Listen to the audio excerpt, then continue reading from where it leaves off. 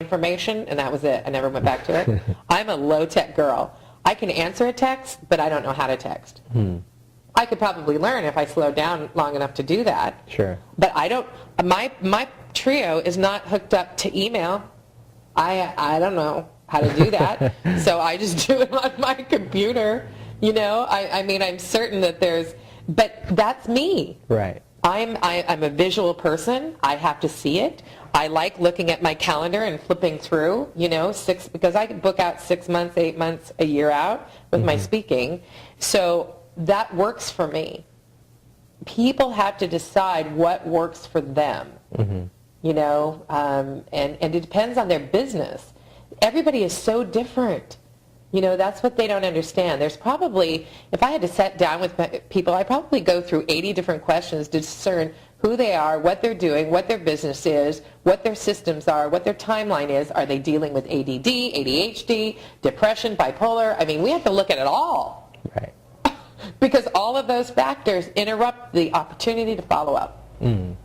So the like what you're saying, you're dealing, or you're helping people realize sort of the mental side of the psychology of follow-up rather than what's preventing than the action of follow-up. Right.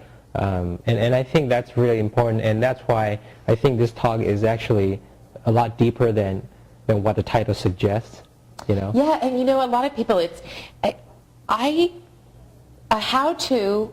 I can't teach you a how-to if you won't do the how-to. Right. We've got to crack the code and see what's preventing you on so many different levels about that.